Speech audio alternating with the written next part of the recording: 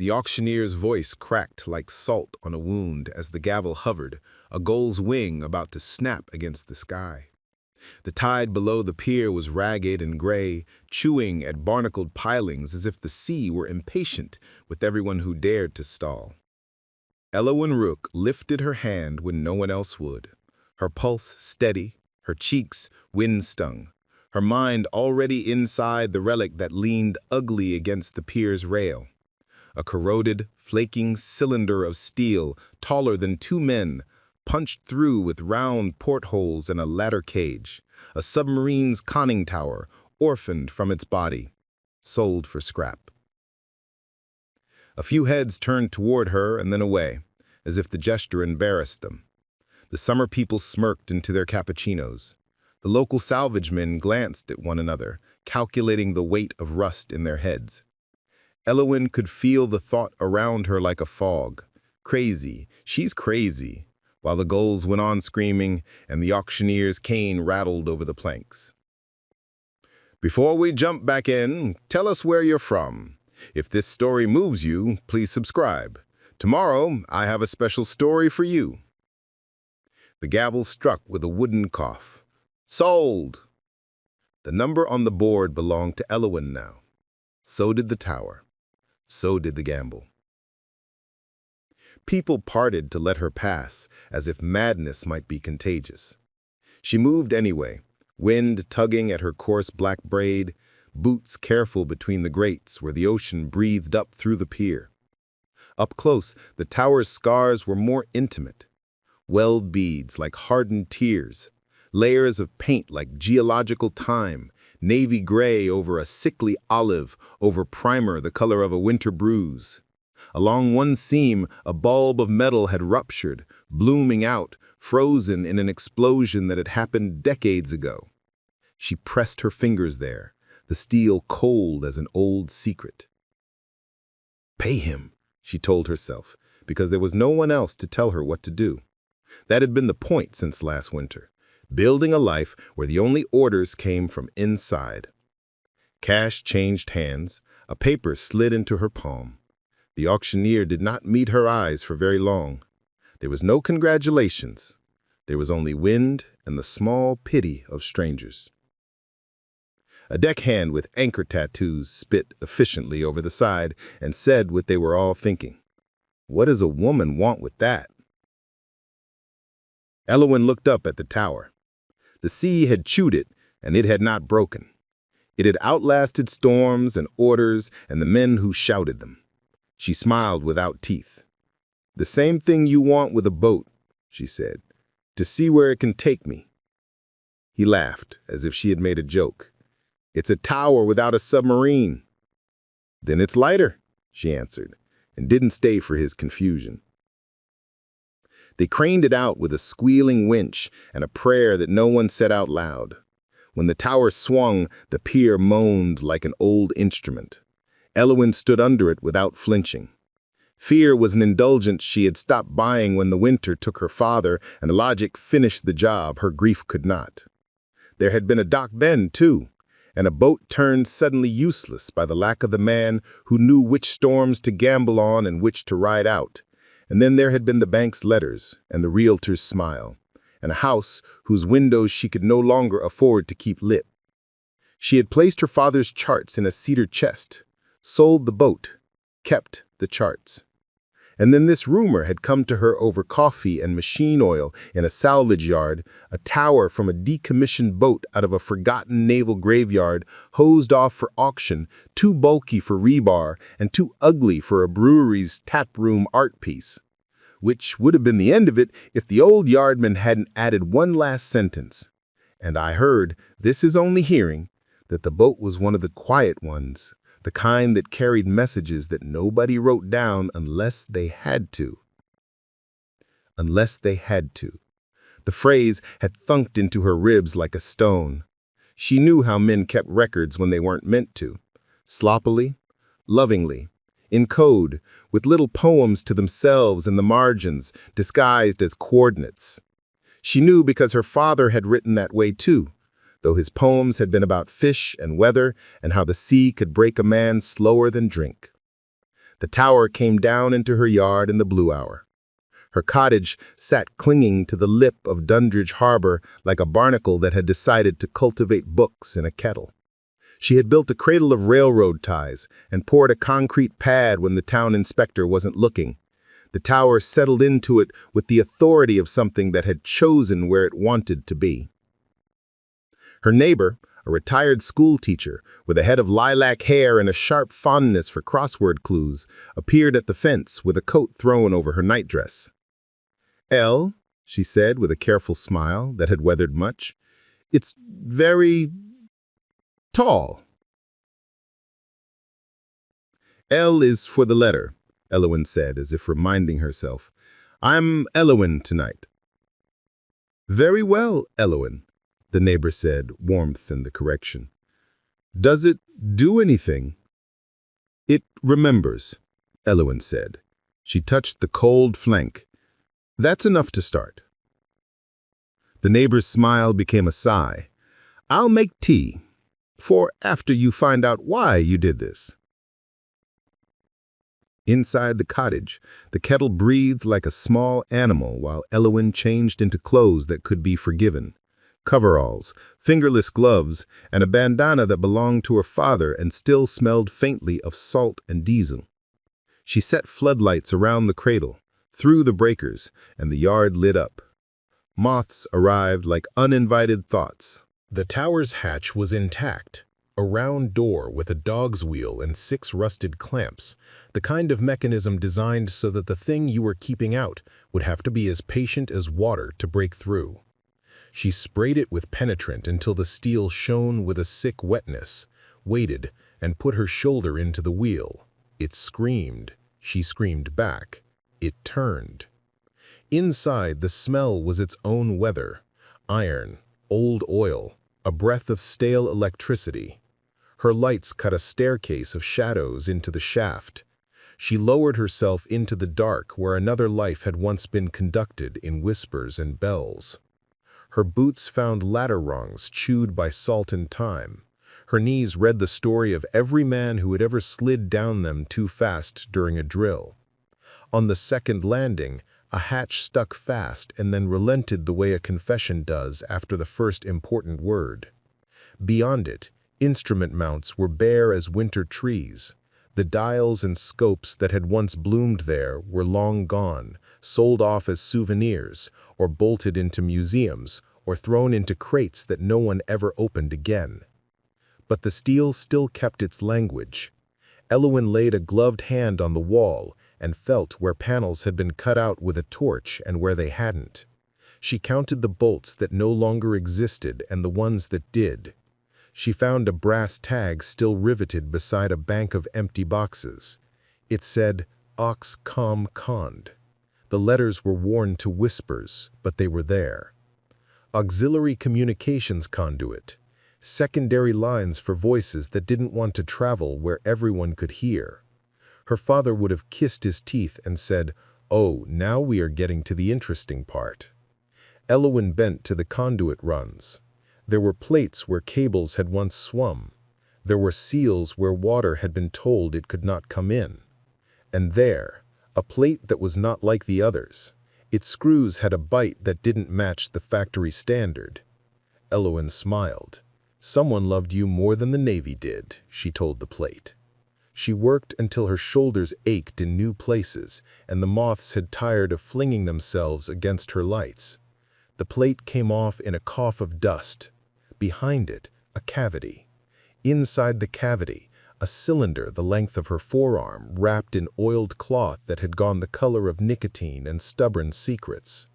Her chisel slipped the cloth and her breath fogged the cold air, and her hands shook the way they only did when she was close to something someone had tried to hide from time. The cylinder had no obvious seam, which meant it had one and it didn't want to be seen.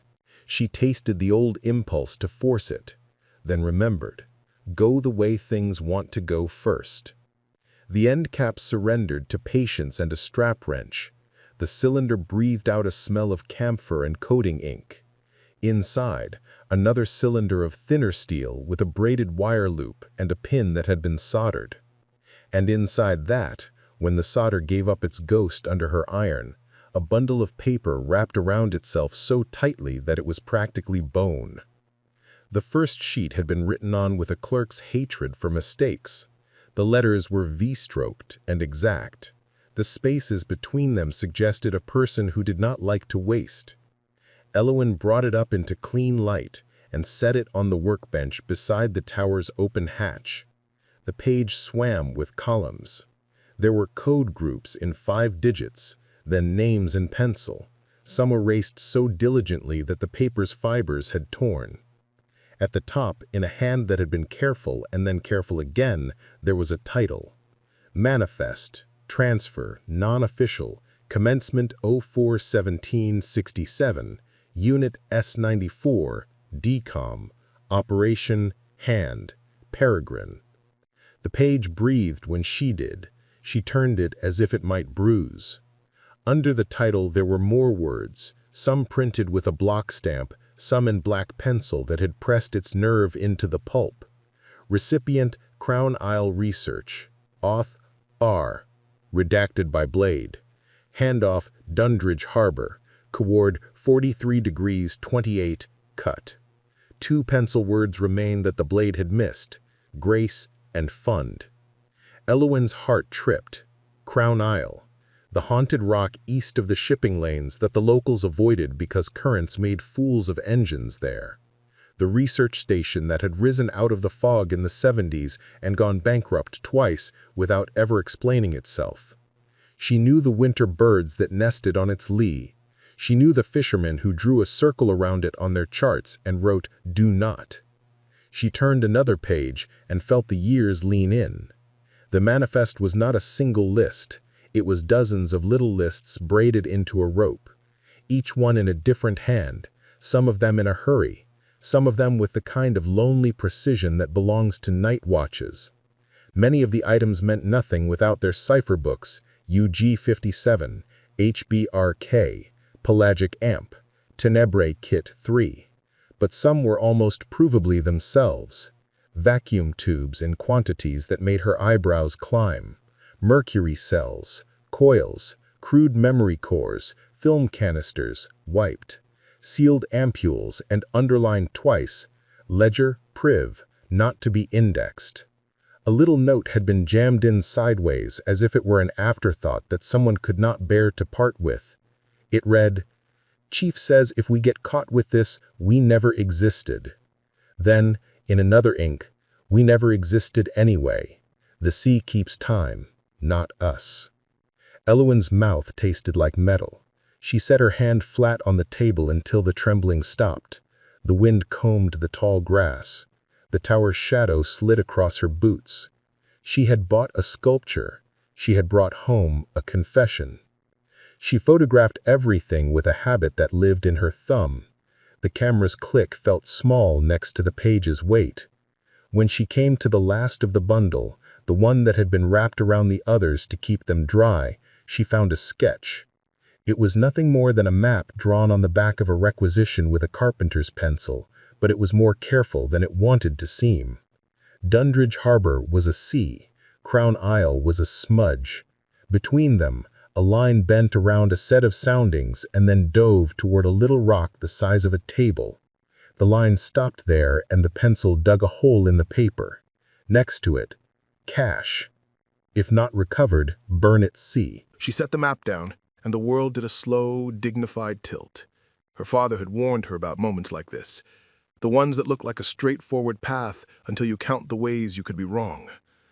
Elowen looked up, saw the neighbor standing with 2 steaming cups between her hands like peace offerings.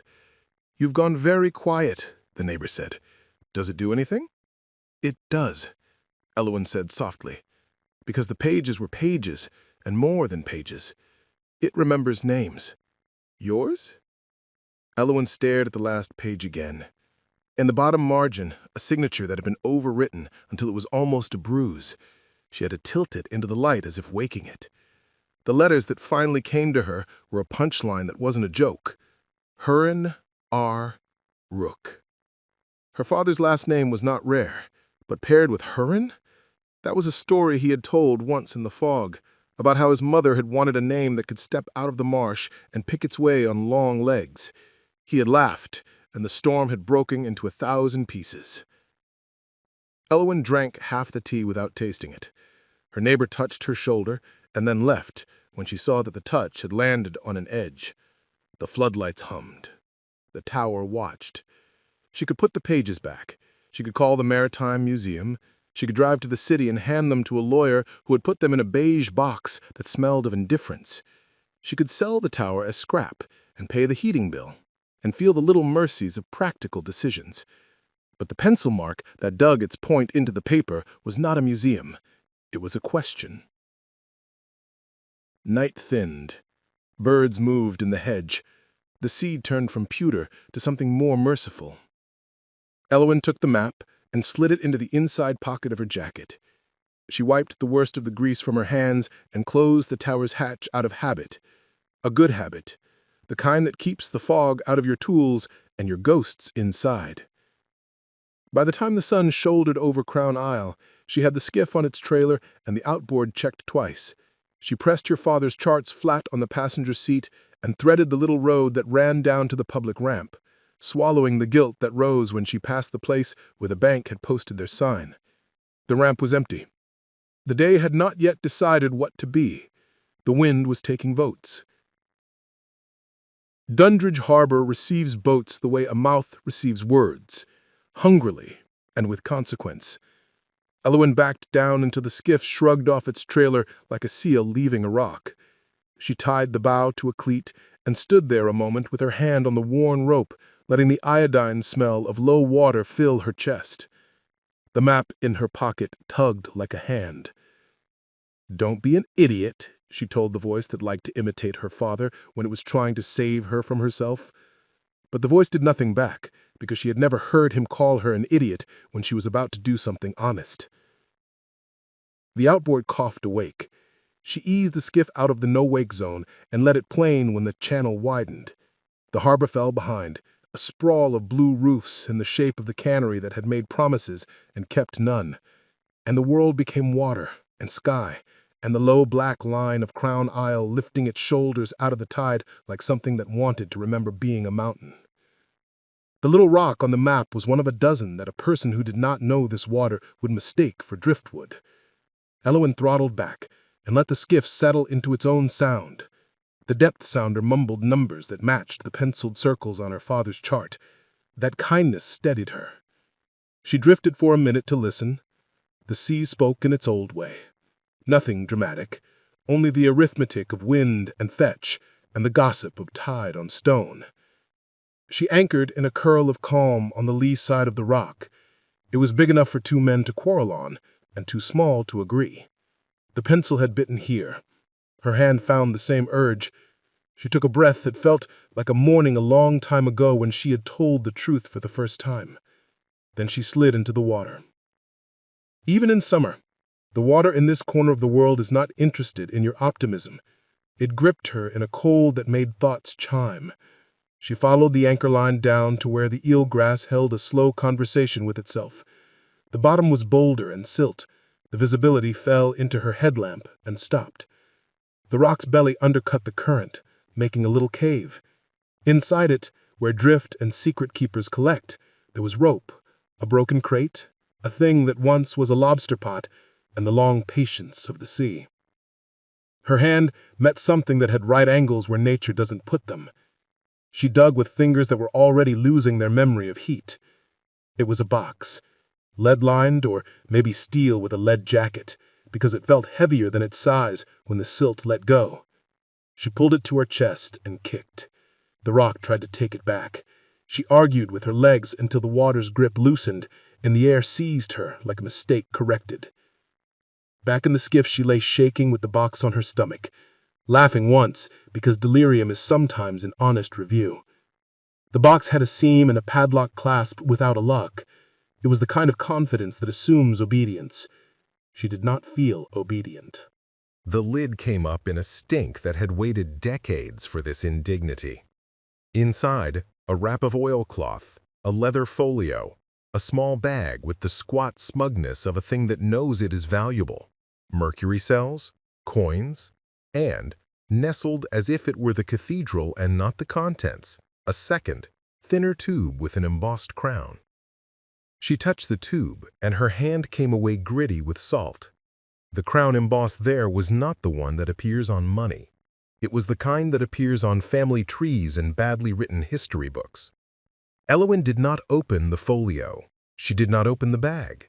She opened her mouth and closed it, and opened it again like a fish let down on a dock. Then she put everything back in the box and wedged it beneath the forward thwart, where a thief would mistake it for ballast. She lifted anchor, and the skiff ran home smoother than it should have, as if the sea had agreed to be kind in exchange for a story later. By noon, the tower's shadow had crawled across the yard like a sundial that refused to tell anyone what time it was. Elowen set the box on the workbench beside the manifest and the map. She looked at the leather folio and felt an ancient superstition nibble her spine. The folio wanted to be opened in a room with doors. She hefted the box and carried it into the cottage. The house shrank itself around the weight like a secret finally returned to the person who had been shaped by keeping it. She set the box on the table. She locked the door, and then felt silly, and then unlocked it, because nothing with legs needed a door to stop it, and everything that mattered about this was already inside.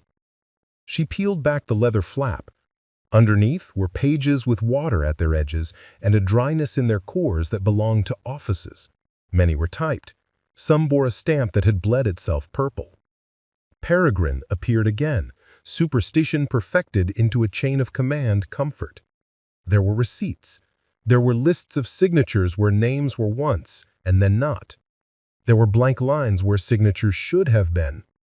There was a letter on Crown Isle Research letterhead with a motto that had been half torn off, knowledge before, something, and a date that made Elowen's stomach do the small drop that follows bad news, the month before her father's accident. The letter did not say anything about her father, not in so many words. It thanked Mr. R for his professional discretion in retrieving materials left in transition at a mutually agreed coordinate, and included a bank routing number and the hilariously prim phrase, remittance to be made in a manner consistent with previous. The signature belonged to a person named Abbott or Abet. The last three letters had been blurred as if the name had tried to save itself too late. Elowen stared until the room felt like something she had invented. Her father had kept a promise, or he had broken one he had made to someone else in order to keep one that mattered to him more. She could not know which, and to pretend otherwise would be a lie she would never erase from paper. She put the letter down. It was only paper, but Elowen had learned by now what paper could do to a life. The small bag was canvas, smoothed by hands that had not been tender. She opened it expecting coins, and found coins, but not the kind that buy groceries. They were heavy, older than the nation that would have taxed them, with monarchs who had been argued about, and empires that had decided hunger was not their problem. They were payment, and someone had chosen a currency that would survive burying. The second tube, the one with the crown, was something else. Elowen held it the way she had held her father's wrist on the last day, not expecting it to warm under her touch, and unreasonably hurt when it didn't. The clasp on the leather folio had a twin notch. It turned. The tube opened with the sigh of a theater curtain. Inside, a strip of microfilm spooled in a tiny metal cage. A thin stack of onion skin and a photograph in a sleeve that warned in a font from a century ago, "Do not touch emulsion." She did not touch it. She held it by the corners and placed it on the table under the lamp the way a prayer is placed under attention. The photograph was of a room. The room was of machines. Machines were of wire and glass and ambition. 4 men stood as if they were the idea of men instead of the fact of men. One had the smile that belongs to people who believe their work makes them exempt. Another had the shoulders of a person who had carried something no one should. The third had turned his face slightly away as if the lens killed. The fourth wore a cap tilted as if he hadn't had time to straighten it before the shutter collapsed the moment. He had a scar under his eye, like a comma that had given up on the rest of the sentence. He looked like a younger version of a stranger Elowen wanted to call by name. Her hands went cold. She turned over the onion skin stack. Names fell out of it like coins from a torn pocket. Not all of them, because some had been excised with a razor and a philosophy, but enough to begin a problem. Abbott, ? Roundtree, Calder, Gideon Wex, alias, B-R-K, Heron Rook, career, and in a different pencil that made no attempt to hide, M-Qasim, Dundridge. Next to that, too brave for own good. Elowen sat all the way down because her knees had decided to try a new career. M. Qasim. Miriam Qasim had run the chandlery until she died early and left behind a son who had left behind a rumor of debt. The store had been the place where Elowen learned that fishhooks have sizes and not just tempers. The handwriting looked like someone who had judged a person and then tried to warn themselves they were wrong. A car door shut outside. No, 2. No, 3? Or was that the sound of a gull arguing with a grocery bag? Elowen froze, then laughed at herself for freezing at air. The laugh sounded like cutlery shaken in a drawer. She returned the photograph to its sleeve and slid it under the folio, and closed the folio, and placed the coins back in their bag, and tucked the bag in the box, and set her hand on the lid without closing it. Then the sound came again, too organized to be weather. Tires gritted on gravel where there should be no tires, the angle wrong for delivery, the rhythm too careful for a neighbor. Elowen went to the window and glanced through the curtain's edge as if her eye were a coin slipping through a slot. A black SUV nosed into the yard between the hydrangeas that pretended they were free. It was the kind of black that money buys when it wants to disappoint you. The driver's door opened, and a man in a navy blazer stepped out as if the yard had been designed for the exact length of his legs. A second door opened, and a woman unfolded herself with the irritation of someone who had been made to sit and does not enjoy the verb. The third remained closed for a beat longer than courtesy permits. When it opened, the man who stepped out wore a cap, tilted as if a shutter had just collapsed a moment around him. The scar under his eye was a comma that had learned grammar. Elowen did not move for 3 heartbeats. Then she did the first honest thing. She put the crown-marked tube back on the table where it belonged and left the box open because lies make you slow. She unlocked the door she had locked and stepped onto the porch with the sun at her back, which she wanted for no reason she could name except something about fighters and shadows and seeing a person's eyes. The man with the blazer offered a smile he had practiced on people he had needed things from. "Miss Rook?" he said, as if he already knew and wanted to watch her confirm. "Elowen," she said, because it was either a small defiance or a small courtesy, and both are tools. "We were hoping," he said, stepping 1 pace closer without looking at the hydrangeas he was crushing, "to speak with you about a purchase you made this morning, a rather unique item." "The tower," the woman said sharply, as if he could not be trusted with nouns. Her hair was dark in a way that had been bought with expertise. Her eyes were an intelligence test that she expected people to fail. Elowen looked past them at the man with the cap. He looked back without apology. His face had been carved by a craftsman who valued blunt instruments. Up close, the scar was less dramatic than the photograph had made it, not so much as a comma as a stitch taken by a distracted hand. He did not smile. He did not shift his weight uselessly. He watched. "Do you have a name?" Elowen asked him. "Do you?" he replied. His voice belonged to a machine room at midnight. The blazer man cleared his throat. "We represent a consortium that has taken an interest in the safe disposal of certain artifacts. Crown Isle Research was dissolved, as I'm sure you saw in the papers at the time, and with that dissolution came certain liabilities. We'd like to help you avoid them."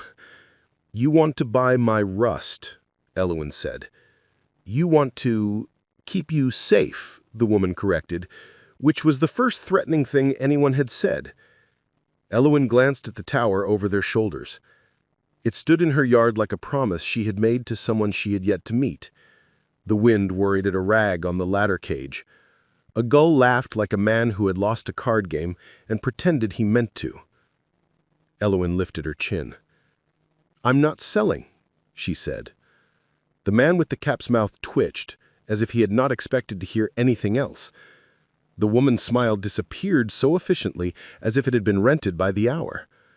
The blazer man sighed the way expensive people do when they have to use an option they did not want to admit they had. "Miss Rook," he said, and this time the syllables carried weight. "We're not truly discussing a sale.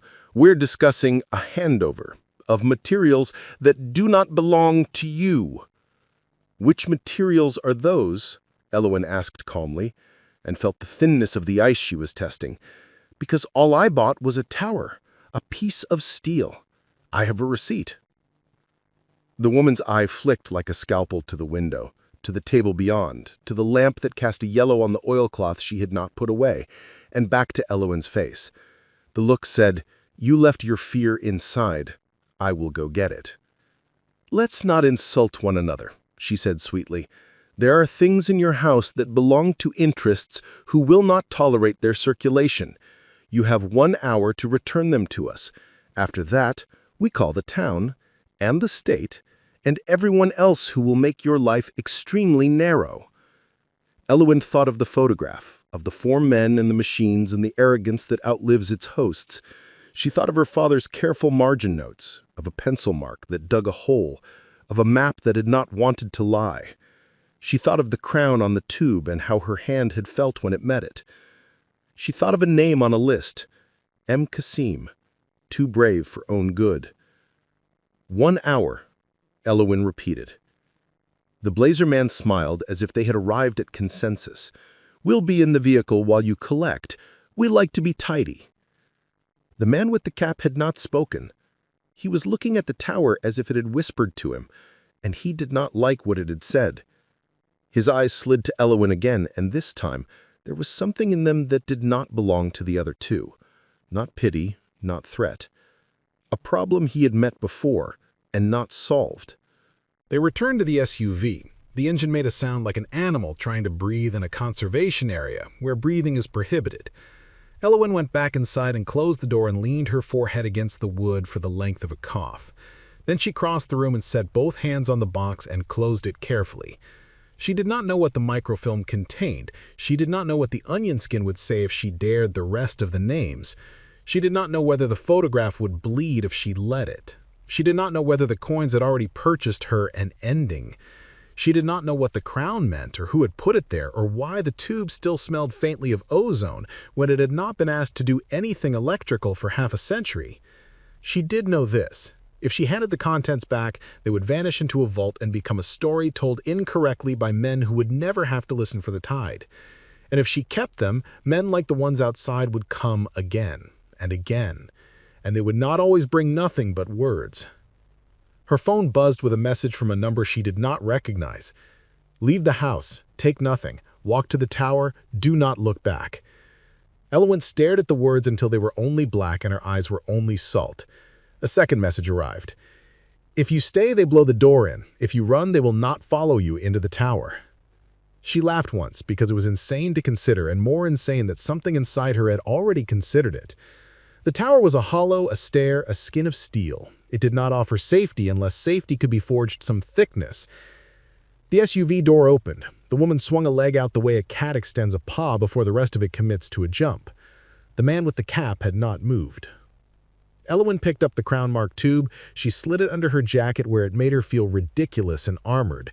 She took the folio and the film and put them in the canvas bag and slung it across her back because weight can remind a person what they are doing. She left the coins because money is loud. She left the manifest's originals on the table and picked up her camera because cameras steal time and she might need to rob the future of clarity later. The front door stood between her and their attention. The kitchen door offered a less theatrical exit through the hedge. The tower sat 10 yards away in the sunlight like a ship that had failed to leave properly and taken root. If this was a bad idea, it would at least be a committed one. She went through the kitchen and into the hedge and did what the message had told her not to. She looked back. Through the window, she saw the man with the cap step out of the SUV and look at her house as if it had spoken.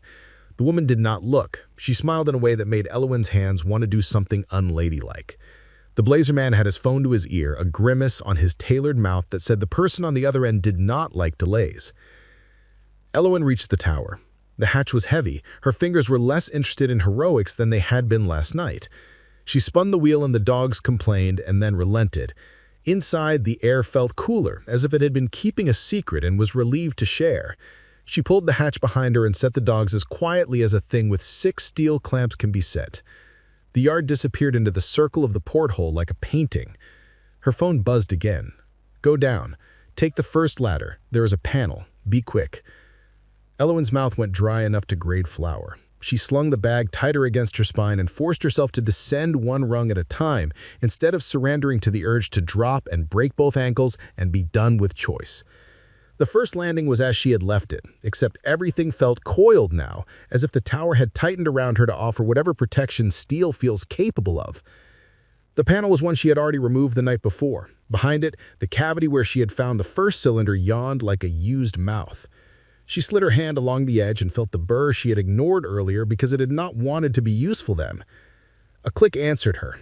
A section of wall the size of a dinner plate pivoted. Behind it, darkness, and then the kind of darkness that is not the absence of light, but the presence of something that does not enjoy being seen.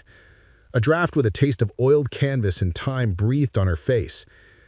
Footsteps sounded on the porch. A knock that was not a knock but a statement hit her door. The woman's voice curled through the afternoon like steam. "Ms. Rook, let's not complicate this." Elowen slid the bag into the hole and then, because it was the only thought that came with teeth, slid herself in after it until her shoulders caught. The cavity was a corridor, the corridor was a lie, the lie was a ladder. Someone tried the front door. The tower vibrated with the sound of a metal thing remembering what it was built for. The panel swung inward under her hip and closed with an old oath. The darkness shut like an eye. From above, muffled through steel, came the clean, terrible sound of a door giving way. Elowen's hand found the first rung of the hidden ladder and a voice, his voice, the one that had not spoken since winter, rose inside her like a tide hitting a particular rock and making a sound only they knew. It said, "Go." She went. The ladder fell into a space she had not imagined. The space smelled like men who had made choices and then lived with them in close quarters. Her boots touched a grate. Her palm touched a switch that should have been dead and was not. A light bulbed into being, a small defiant circle in a room the shape of a secret, and then another, and another, a strand waking up along a bulkhead line. In the second before the room fully revealed itself, Elowen heard 2 things at once: the heavy, hospital, quiet tread of 3 people moving through her home, and the soft, unmistakable sound of a mechanical relay closing somewhere near her left hand. She turned. On the wall, stenciled in paint that had faded to the color of graves, was a crown. Beneath it, a word she had seen typed and stamped and whispered all morning: Peregrine. And below that, a lever set behind a cage. The cage's lock had been left open. Elowen reached forward on instinct and stopped because something in the tower's bones hummed, and, in the porthole above and to her right, just at the edge of vision, a shadow moved across the circle of daylight like a comma that had decided to become a knife.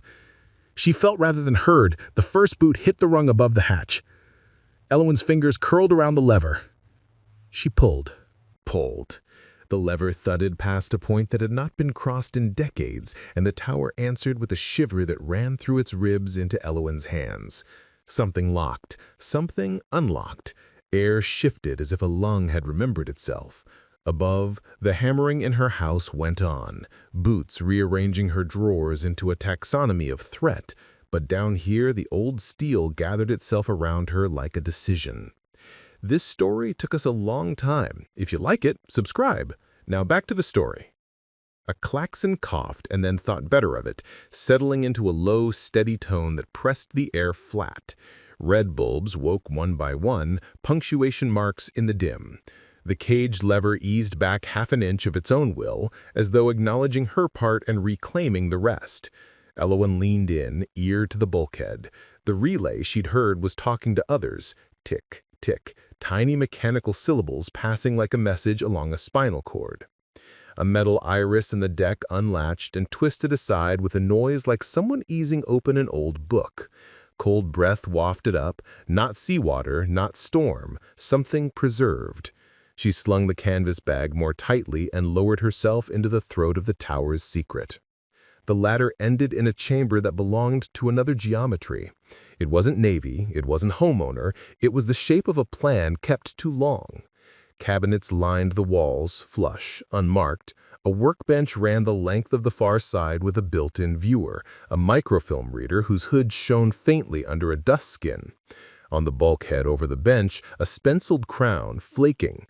Under it, Peregrine, and under that, a label machine's neat white tape gone brown at the edges. Ox, Ash, Arc. Auxiliary Archive. She put a palm on the bench to steady her breath and found a smear of grease new enough to stain. The room hadn't been abandoned, it had been waiting. Her phone buzzed, 4 words that landed like a hand on her back. Do not turn lights. She snapped the hood down over the reader lamp and reached for the small rotary on its side instead of the toggle on the wall. The viewer warmed with a smell like warm dust in school basements. She slid the microfilm cage out of the crown-marked tube and into the gate, with fingers that had scrubbed themselves against her jeans without getting clean. The machine hummed, lenses aligned. The screen bled from gray to ghost. At first, nothing. Then the negative image resolved into columns, frame marks, leader. Her thumb wheeled the crank. Words swam into legibility like fish under a dock. Peregrine Field Log, Crown Isle Oxcom, April-May 67, HBRK Node. Names hissed by, not all names, code groups, assignment numbers, dull words that made disaster sound administrative. Then the pictures. Not portraits, equipment, racks of spools, cabinets with the smug faces of early machines, optic couplers, a thing labeled pelagic amp that looked like a radio's bad dream. On one frame, a hand stuck in from the edge, pointing. The imprint of a scar ran along the finger like a small river. Elowen ran the film forward and backward until her breathing came back under her bridle. She landed on a page that had been photographed crooked and twice, as if the person at the camera had needed to be sure even if the future didn't deserve it. OP Peregrine Intent, Capture, Decode, and Archive non-official communications entering leaving Naval Theater via civilian relays. Secondary, test field stability of high-amp littoral sonar and proximity to fishing grounds to mask traffic. Her mouth dried up. Mask signal in water. The tests would have rung like God to anything with a swim bladder for miles. Another frame. Another handwritten amendment in different ink. Note, several local mariners have reported 6 soundings and nets torn like paper. 2 divers unwell after test number 17. Suspend? No. Proceed. Claim faulting. The film stuttered under her fingers as if trying to climb out of its own story. She went past lists and requisitions and arrived at a frame that had been fenced in pencil. A photograph of 4 men in the room she had seen on the paper print upstairs. The same machines, earlier in their lives, tense with hope. Names typed under the picture had been scraped. Penciled in the margin, as a person does when truth refuses to exit through the front door. ABBET, ? Roundtree, GWEX, BRK, Courier, HROOK. Her father's initial had been corrected by hand, as if the person wanted to be sure that an R was an R and not an accident. Boots hit steel above her with a muted thunk. The viewer's glow found her face and painted her confession in light. She snapped it off, and the room went back to the kind of dark that still has structure. Silence pooled. She could hear the faraway whisper of her own kitchen being reclassified as a crime scene. Another buzz, a sentence more surgical than panic. Hatch above, panel to starboard, slip. Starboard. She smiled at the precision, even as her heart reached for the ceiling. She pressed along the bulkhead until her fingers found a line that was not quite flush. It lifted. The tower's skin became a corridor. The corridor became a throat. The throat became a crawl space that smelled like rubber and envelopes. Elowen slid into it and pulled the panel back into place with her foot. She lay in a steel ribbon 2 feet high and God knows how long. breath shallow, hands ahead. The canvas bag snagged, she wormed it free. The phone buzzed against her ribs in a rhythm that made her see the messages whether she looked or not. Left, knee, round, wheel. Open and hold. She found the wheel with her patella before her hand did. It turned reluctantly. Old rubber seals sighed. A tongue of cold air licked her palm from the void ahead. She eased forward, lowering her weight onto a grate. The passage turned again. The sound of the house was gone. In its place, a deep, patient hush. Water. Not flooding, not disaster. A presence. The passage ended at a small round hatch, its dogs greased recently enough to smudge her fingers. Beyond it, a pocket of tide, an escape for someone who had designed a room like this knowing that secrets are only secrets when you can carry them away. Her mind threw a single immediate objection: you don't have a wetsuit. Her body replied with the memory of that morning's dive and the train of adrenaline that had not yet reached its station. The phone lit in the dark with a final instruction. 3 minutes, then the SUV. You'll have a clear path. I'll slow them. I? She whispered, as if the pronoun had always been a person. No answer, because answers make one thing possible and a dozen impossible. She spun the dogs, the hatch popped inward. Water wrapped her ankles, calves, knees with the old authority. She gritted her teeth, took 2 breaths, and slid out into water that punched the air out of her and replaced it with knives. The tunnel opened under her yard's retaining wall and out beneath the tangled fringe of the shore grass. The day above had that pre-storm brightness that makes colors mean what they say. Elowen kicked and pulled, bag clutched close, piston breathed through the panic that wants to write headlines on the inside of your skull. The current nudged her like a shoulder against a door jamb. She let it. She surfaced in the shadow of the ladder cage just far enough from the porthole that her movement was a rumor instead of a report. The SUV sat in the gravel like a confession that hadn't learned to be ashamed. The woman had her phone to her ear, the blazer man paced small, exact yards, and the man with the comma scar stood by the tower's base, looking at nothing as if it were a task. His cap shadowed his eyes. He turned his head the fraction of a degree it takes to hear a fish break the surface. He didn't move. He didn't signal. But for the first time she understood in her body what her mind had decided hours ago. The anonymous messages had not been from the blazer or the woman. The grammar belonged to the man who had survived machine rooms. Elowen plunged and kicked, using the shadow of the lower bulkhead to slide away.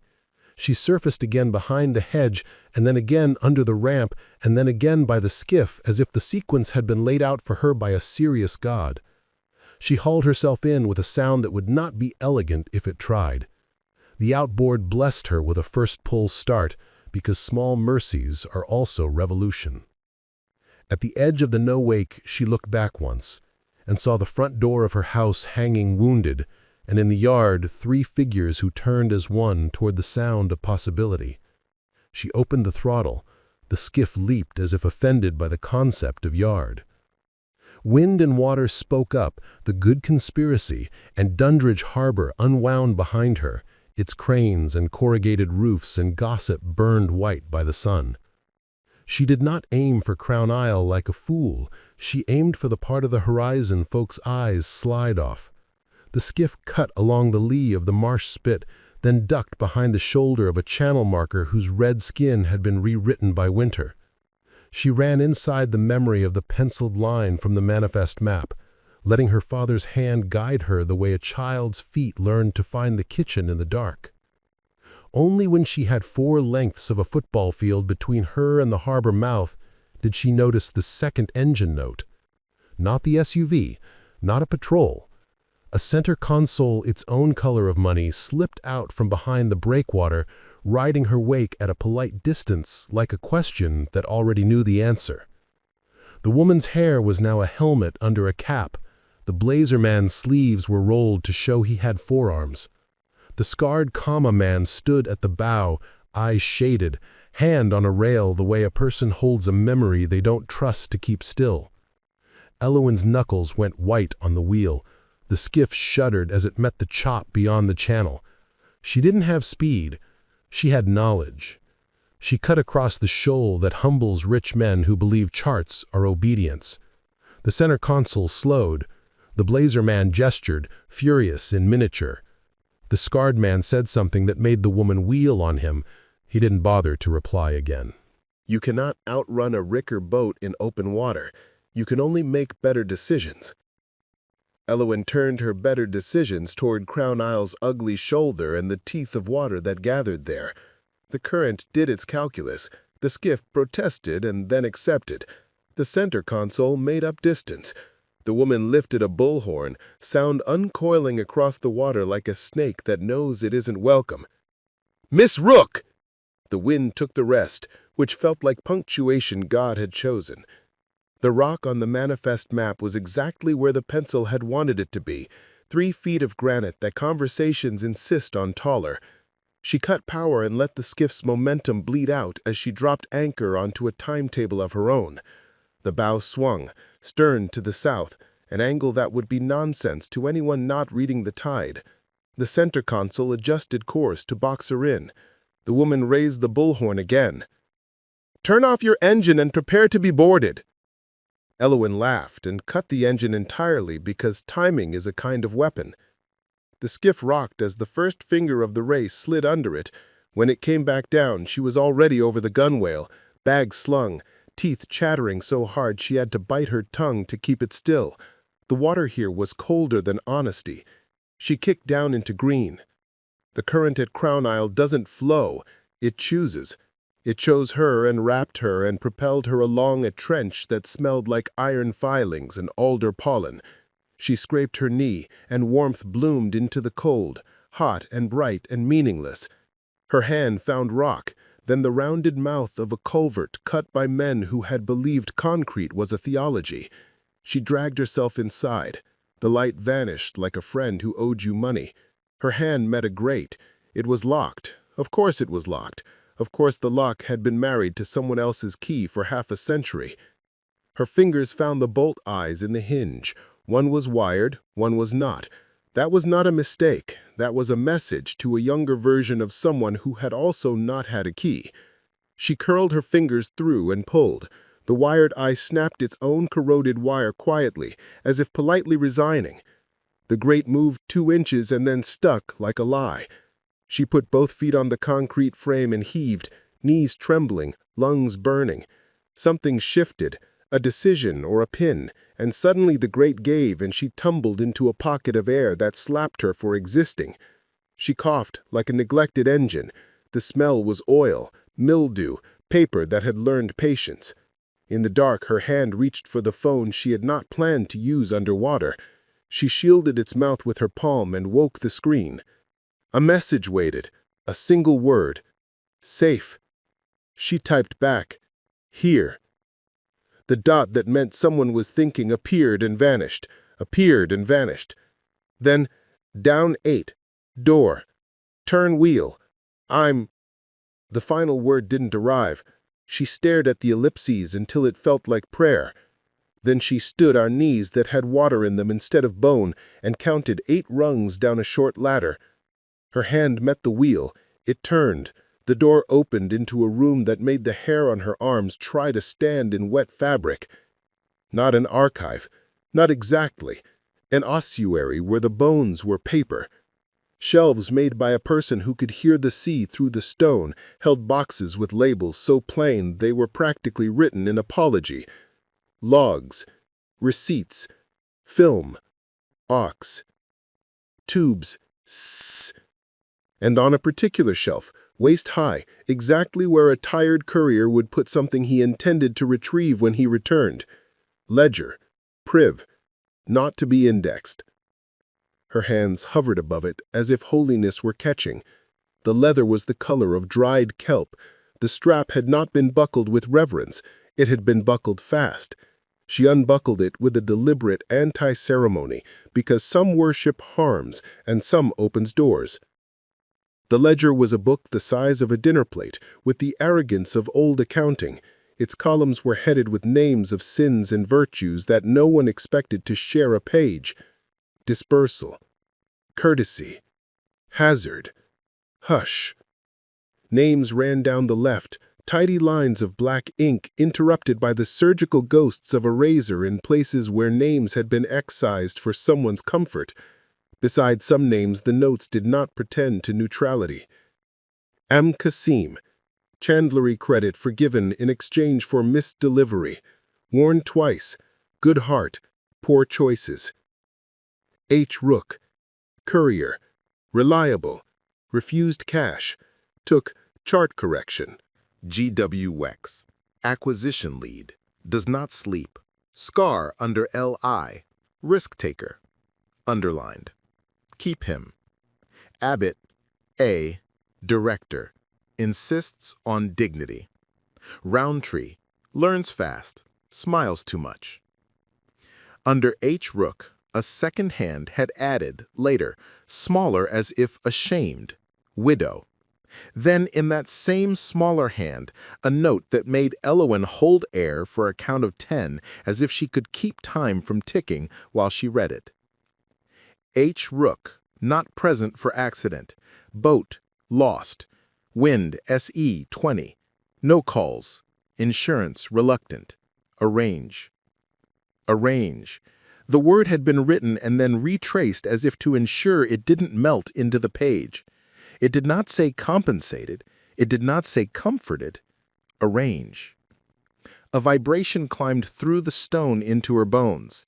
Engines above, men misreading tide lines, voices muffled into the mass of the island. She turned the page.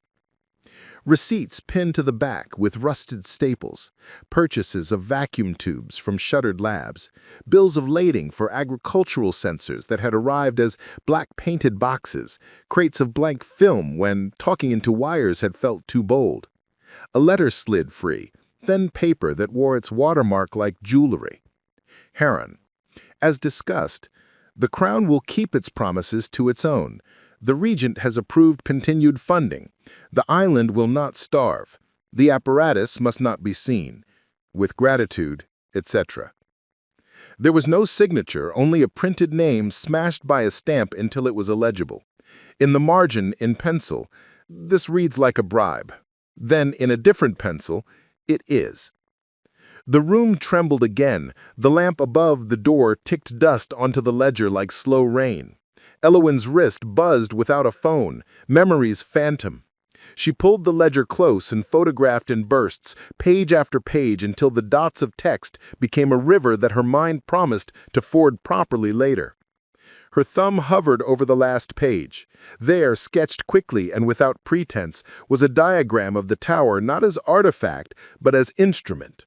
The crown lever, the hidden iris, the crawl space, the culvert to this room, and a final panel, basement level, that had not been in the chamber she had entered originally, a second egress, drawn in a hand that knew he would never get to use it. It ran under the island toward a symbol that engineers use for ground and children use for home. Her body knew before her mind, footsteps at the culvert mouth. "Mrs. Rook," the woman called into the concrete, voice flattened by echo until it sounded like a machine. "You are making this unpleasant." Elowen closed the ledger and slid it under her jacket until it pressed her like an unwieldy truth. She doused the room's brief light, leaving the shelves to remember themselves. The door closed with the obedience of things that have closed many times and will close again after we are gone. She climbed with her breath on a short leash. At the top of the culvert, she did not risk the water. She listened. Above, the center console's engine idle wobbled as the tide shouldered it. The woman's voice spoke into a radio in a language that had been engineered to make refusal sound like confusion. Elowen eased the grate back into place, myopic in the dark, locking herself inside because paradox had protected better than reason all day. She moved along the tunnel, palms first. At the end, she argued breadth and bone through the mouth where the yard's retaining wall met island stone. She surfaced under the black eyebrow of the culvert. The skiff tugged her anchor like a dog testing its leash. The center console drifted 30 yards away, wary of her shallows. The man with the comma scar stood at the bow with his hand loose on the rail. He looked at the culvert mouth without appearing to look. Elowen watched him understand and then pretend he had not. He turned to the woman. He said something short. The woman's face did a small, precise violence. The blazer man gestured up harbor, and their boat's engine rose an octave as they rolled power into impatience and slid away to check the other side. The instant their wake began to speak to the stones, Elowen was moving. Down the culvert, into the light, across cold with the ledger compressing her ribs. She hauled herself over the skiff's side, anchor up on her second try, because adrenaline is a liar, and the outboard bellowed with the satisfaction of doing the right thing wrong.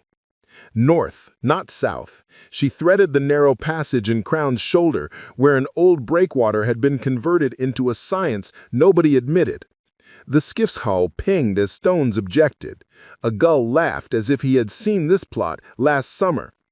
She took the channel no prudent person did and came out into a chopping plane where the horizon had smudged itself with heat and rumor. She didn't go home. Home had been revised by other people's intentions. She turned instead for the only building that still answered to her name without needing proof, the library.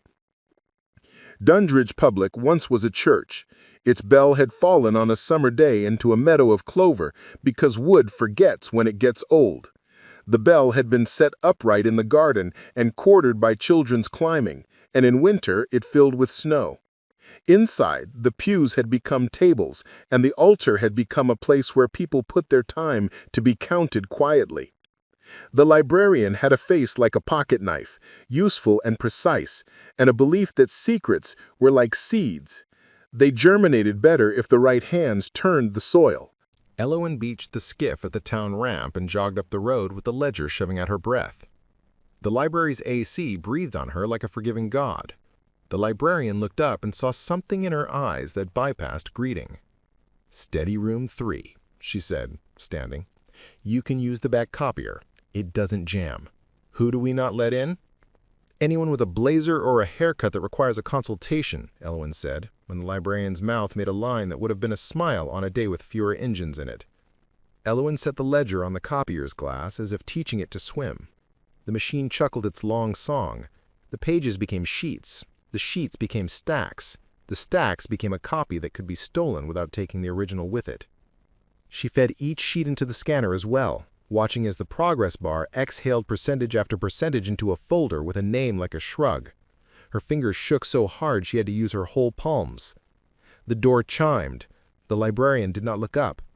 No blazers today. A brief, polite argument in the lobby's hushed air. Then a door closing. Then the librarian's voice, low, right outside the study room. 2 of them. He's with them. Commissar. Elowen swallowed. "He helped," she said through the door, "because truth keeps you drowning even when water doesn't care. Or he's pretending to."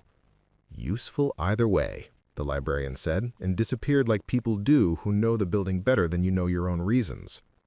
Pages flowed into existence. Names were caught like fish and released into a river that leads to waking. O.P. Peregrine, Crown Island, HRBK, Ledger, Priv, H. Rook, M. Cassim, G. Wex, Abbott, Roundtree, and again, that crowning word, not a nation's, not a mascot's, but an arrogance that had learned ink, Regent. Her phone buzzed on the table, a muted insect. She flipped it and saw a single message from an unknown number she knew now. Harbor PD, 10 minutes. The SUV made a call it shouldn't have. Get your story ready. Her stomach dropped, farther than the elevator of fear had expected. The library's walls seemed to tilt. The copies piled. The scanner hummed. She arranged stacks like fortifications and tried to order the present tense into a ladder she could climb when the questions began. Tell the truth. Show the paper. Don't over-explain. Watch for the hole where someone makes you step into your own doubt. The study room's door opened a fraction, and the librarian slid in like a note. 2 officers, she said, as if adding a sentence to a complicated paragraph. And your 3 friends. your friends and your enemy friends. The comma is doing the thing where you stand and don't take sides until you have to. His name is Wex, Elowen said through the door, because truth keeps you drowning even when water doesn't care. Or he's pretending to. Useful either way, the librarian said, and disappeared like people do who know the building better than you know your own reasons. The officers were local in the way uniforms cast different shadows in small towns. One had a jaw that had inherited its responsibilities from his father. The other had a pen tucked behind an ear that would write the report carefully, whether or not he believed the sentences. The blazer man spoke first as if citizenship was something he had paid extra for. The woman stood with her hands folded like a blade. Wex watched Elowen as if assessing a weather change, not whether it would rain, but whether the rain would be the kind that shifts the shape of the shore. We had a call about a break-in, about stolen property. Break-in? Elowen said, feeling the laugh in her throat like a cough that had no manners. Into my house. By them. She gestured small because rage is loud enough all by itself. That's a misunderstanding, the blazer soothed. We have reason to believe Miss Rook purchased government property, sensitive material. His gaze flicked to the ledger, back. We came to retrieve it. Which government? The librarian asked softly, from her post near the counter. Yours? Mine? The one printed in purple stamps on old paper? The officer with the pen lifted his pad and wrote, Which government? He met Elowen's eyes, and there, in the subtle rearrangement of a stranger's face, she saw a crack open where air could enter. Elowen told the story, not the parts that would make headlines, about a woman who found treasure, because treasure implies piracy and absolves the present from past wreckage. She told the parts that would hold true in a room where skepticism sits with its arms crossed. The auction, the tower's hatch, the conduit plate that showed love instead of policy. The cylinder with the manifest, the microfilm, the map, the culvert, the ledger, the copying machine in the room they all stood in right now, making more of a problem that town would have to decide whether to be proud of. She did not say her father's name until she could not say it. When she did, the room changed shape. Not everyone noticed. The ones who did were the ones she would trust to carry a box when the stairs got narrow. Wex's attention had been steady as weather. At the name, his eyes moved to the ledger and did not move off it until a copy of the page that carried H. Rook's note slid out of the machine with a wet cheek sound. He reached for it and stopped himself, and then reached for it anyway, with a care that belonged to an apology. The officer with the pen took the copies from Elowen's trembling hand and read the one about masking traffic with sonar twice, as if reading it a third time would make the words decide to be nonsense. The jaw blew air through his own as a person does when they realize the next words matter and they haven't been taught them. The blazer tried a new smile and found it didn't fit his face. All of this, he said, as if holding a dinner napkin up to a bleeding artery, is historical context. None of it speaks to current... It speaks to theft, the librarian said, and did not raise her voice. Of fish, of health, of truth. She nodded toward the ledger. Of names. I don't like what you did to the names. You cannot prove chain of custody. You cannot prove this material was not obtained illegally. You cannot... I can prove a boat went down, Elowen said, and the anger stepped aside for grief in a way that made space for both. I can prove no calls went out. I can prove a ledger noted an accident the day before it happened and used a word I cannot put where people can see it without removing the feeling from my hands. Arrange. Silence joined the room like a latecomer who is nevertheless expected. The copy machine whirred into its own quiet. Job complete. Outside, a gull argued with a sandwich in the hands of a child who would learn later that arguments are not always won by hunger. The officer with the pen turned to Wex. Gideon, he said, using a name that suggested this was not the first time they had overlapped in a room where the truth had been asked to show its ID. Anything you want to say? Wex looked at the ledger page as if it had been folded into a plane and hurled across years to hit the bridge of his nose. I was there. No flourish, no performance. I didn't write that. I didn't know that was written. I believed... He stopped. Belief is a small animal that does not like to be dragged into daylight. I believed we were protecting people. I believed secrets were a kindness because they would prevent panic. I believed wrong. The woman's head snapped. Gideon! He ignored her. The island is not a lab anymore. It's a liability with a name. The regent doesn't exist. He never did. The word meant money without oversight. It meant I was paid to not ask questions whose answers would make my salary indecent. Look at me, the woman said, voice low and lethal. Do not do this. Not here. Not with them. Gideon Wex lifted his scar toward the light, as if letting the room decide what it meant. I cannot carry this anymore. He looked at Elowen. Your father did not die because of a storm. He lifted a hand as she flinched. I don't know why he died, but I know the ledger entry preceded the accident. I know there were men who found themselves required to protect equipment and confuse Coast Guard logs. His voice tripped, caught itself, continued. I know I have been a coward. I can be something else once. Today. He turned to the officers. If she gives you the originals, you lock them until a judge says. If she gives you copies, you don't let them disappear. If I give you names, you make them answer in rooms where the ocean can't drown the sound. The woman moved faster than the blazer expected, or the officers had trained for. Her hand went into her jacket and came out with a shape that always makes rooms smaller. The librarian was already halfway through a motion Elowen did not understand until a fire extinguisher clanged off the woman's wrist and the gun skittered across the hardwood like an idea rejected by a committee.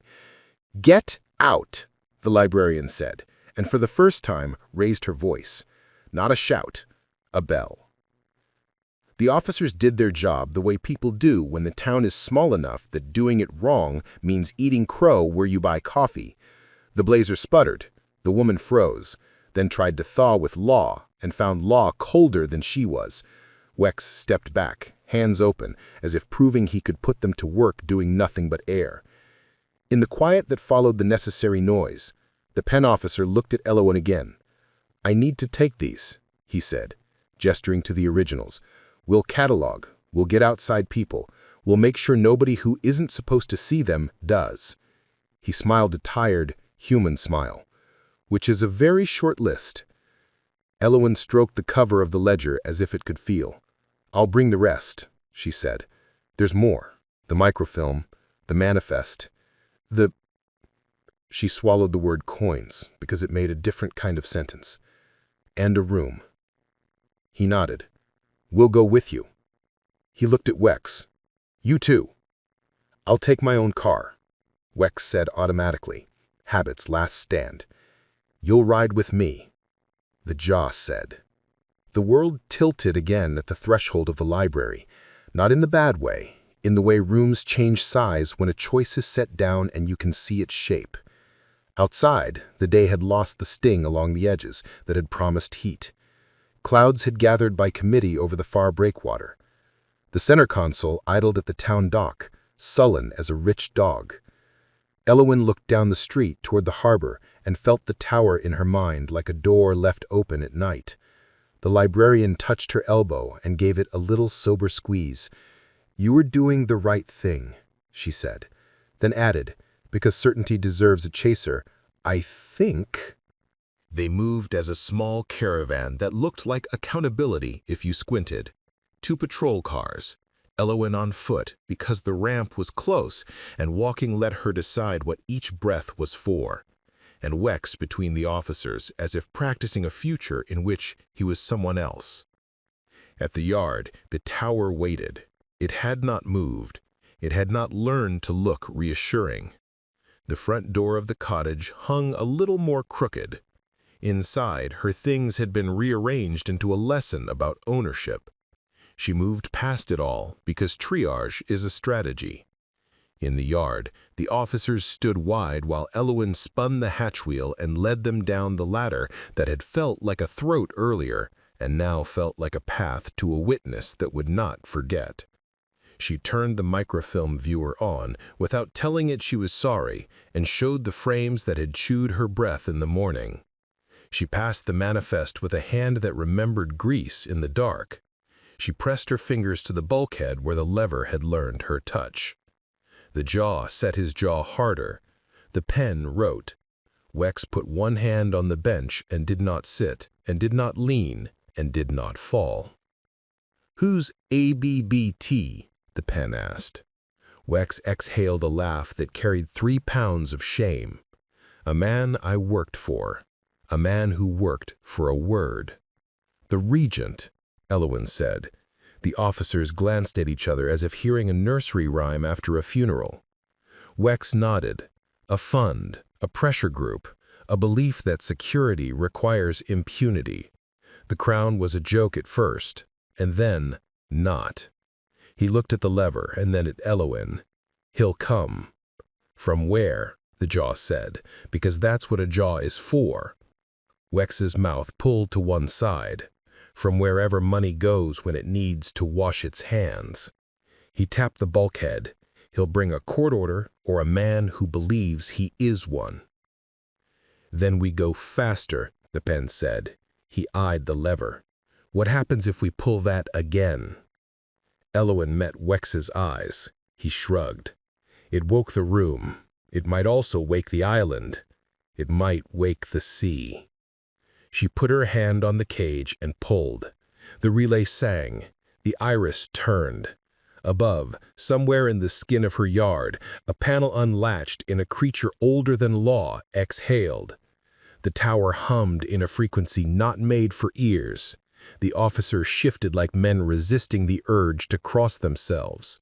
From the porthole, she saw the sky go from an indifferent blue to the color of a promise kept too late, gray with a memory of silver. Her phone buzzed on the bench, a number without a name. She did not need one. "You've set it in motion. Regent en route. You'll get a call. Don't answer. Take the island route. Show them the room. There are 2 more. 2 more. She typed, "Where?" The answer arrived folded in a coordinate and a code word she had only ever heard in rooms where men didn't think she could hear. "Turn. East Spur." She closed her eyes, saw the part of the island's map she had ignored because it had seemed like a joke in a language she didn't speak. East Spur, the low finger of rock that vanishes at high tide and returns at low as if performing a clean magic trick. Terns screamed there when late summer filled their throats with gods. "Field trip," the pen said, and tried the ghost of a smile he'd been keeping for worse days. They went as the sky lowered, 3 people in 1 patrol car, Elowen in the skiff again with the jaw making a noise at the speed limit that human beings make when gravity applies equally to all. Wex rode with the pen. The librarian stood on the library steps with her arms crossed and a look on her face that was both blessing and inventory. The center console idled at the edge of the channel, not blocking, not friendly. The woman's hair had recovered its geometry even as her authority had frayed. The blazer worked his phone the way a person saws a branch they are standing on. Wex looked at them as if they were a photograph he could read now that it had been developed. At the spur, the tide had drawn its hem up just far enough to show their feet the path. Elowen led because maps written by men pretending not to write them are still maps. The pen carried a waterproof case he had coaxed from the station with the text. The jaw carried a hand on his belt that would do no good against time but might persuade a person to think twice about accelerating its passage. Wex carried nothing because his hands were busy being empty. They reached a bolt set in the rock where no one who knew not would think to look. Elowen knelt and brushed away weed. The bolt turned with a complaint that had put on a tie to come to town. A flat of rock hinged up like a turtle shell opening to let out a smaller turtle. Below, a stair. Below that, air that smelt like electronics trying not to become memories. Room 1 looked like the tower's underskin. Room 2 looked like a closing argument. Racks of tape spun their bellies to face anyone with a camera. An oscilloscope with a green eye glowed, impossible, as if the island had been sipping at current through a vein no one had found. On one wall, a panel with labeled lights where language had been taught to behave. HBRK, turn, AUX Crown, Regent Link. The jaw whistled. The pen photographed like a person taking down a confession. Wex moved to the Regent link and did not touch it, and stood instead like a dog who has decided not to chase the car this time. "You see," he said, helpless and fierce at once. It was never a person. It was a proposal that men made to themselves in the mirror and then blamed on a crown when the blood wouldn't come off.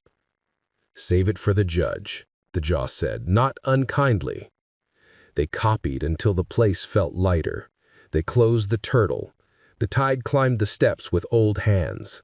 On the skiff, a ringtone perceived itself as important. Elowen looked at the screen. Unknown. The message from the tower had said, "Don't answer." She didn't. The second ring stopped halfway through its second insistence. The third never began. Wex sat on the step, elbows on knees, a picture of exhaustion that didn't ask for pity. "They'll make you a plaque," he said, and managed a smile that wasn't borrowing against any future. "Tell them to spell my name right," she said, "and my father's." She touched the crown on the bulkhead and then let her hand fall away, "and leave the crown off." He nodded. "You kept your father's promise," he said, "the one he made to the person he meant to be." She thought of the first day, of gulls and wind and an auctioneer's cane. She thought of the ledger's arithmetic of sin. She thought of a culvert that had become a sentence. She thought of a word that had sat in her chest like a blade, and now, finally, was just wood. Arrange.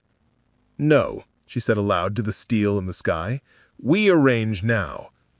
The neighbor with lilac hair leaned over the fence, chin on wrist, an expert in epilogues.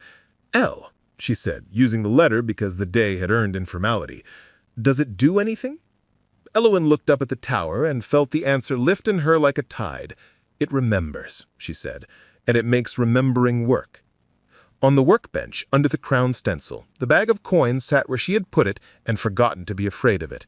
She unrolled it and let the old lies ring once in the air before she rolled them back, because sounds are part of history too. She would give them to the museum with a note that said, "This is not payment. This is evidence that men believed anything counted on scales cannot be weighed by the sea." Evening softened. The officers returned the next day with stamped copies of papers in which men had written solemnly that truth would be held where sunlight could find it. The librarian brought lemon bars and a look that suggested she would bite anyone who signed something unwise. Wex did not sleep every night, but some, more than none. He wrote for the state in a room with a lock. He wrote for himself in a notebook that had boat grease on it, because old habits wear new clothes when they can. Elowen stood at the lauder again, hands on a rope that had learned her fingers. Crown Isle was a darker shoulder now, not because the island had become sinister, but because it had become honest. She had brought copies to the little museum that had barely survived 2 summers and 3 winters. She had brought the ledger to a courtroom and left it there with a look that said, "If you lose this, I will learn to lift buildings." She had written the word Regent in small letters in a column labeled "No Longer." The tower's porthole caught the low sun. For a moment it was an eye. Not all stories end with who was punished. Some end with a list of names written legibly wherever people cannot be erased. A gull cut a line across the light, then another, and suddenly the yard was full of wings. Terns screamed from the east, folding and unfolding their white geometry in a language that has always meant keep away and welcome at once. She lifted a hand to shade her eyes and thought she saw things stranger than boats or crowns or courts. A future that would require work but not apology. In the kitchen, the kettle breathed like a tame animal learning a new house. The front door had been rehung. The lock had a competence she was willing to admire. The copies of the ledger lived in a metal box that had a handle and a label and 4 screws in its lid, not because she believed boxes can keep out men with hats, but because order is a way to tell yourself that the next time you'll be ready earlier. Elowen poured tea into 2 cups. Wex took his like a person who had given himself permission to put sugar in it without requiring forgiveness. The neighbor clinked her spoon against her cup in solidarity and dessert. The librarian sat at the table and unfolded a newspaper and read the headline aloud as if casting a small spell to make it settle properly over the town. Crown Isle program exposed. Local woman's find sparks federal probe. "Local woman," the neighbor said, offended on Elowin's behalf by inaccuracy as a class. "They might as well have said mammal." Elowin laughed into her tea and let it cool on her tongue. "It's fine," she said. "Names are inside." She tapped her chest with one finger and then the metal box with another. "I'll correct the rest at dinner tables." Wex looked at the tower through the window where the last of the light cut it into planes. "You'll keep it?" he asked. "I bought Rust," she said. "I got a room where people did a thing and a door back to a place where we can decide what to keep. I'll keep it the way a lighthouse keeper keeps lamps, not as a monument, as work." They drank, and the kettle breathed, and through the open window the sea repeated itself as if telling a story to a child who had liked it the first time. Night came in like tide, nothing dramatic, just everywhere. Elowin set the crown-marked tube on the shelf like a book whose ending you finally understand, and the ledger's copy beside it, and the photograph in a frame that did not make anyone into a saint. She turned off the lights one room at a time the way you say goodnight to houses with gratitude instead of exhaustion. At the base of the tower, she put her hand on the steel and felt its old cold and its new warmth, and the way those two truths fit as if they'd always belonged together. She closed the panel that hid the crawl space, not to deny it, but to protect it from dust. She dogged the hatch for the night, not to keep people out, to keep the story in one place where it could be found again in the morning. Wind flicked the edge of the yard.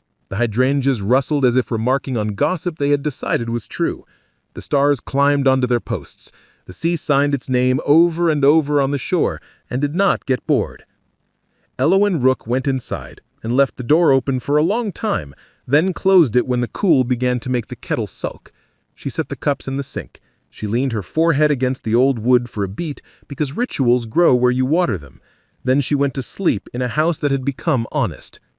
2 more great stories are next. Don't miss them. Subscribe and turn on notifications.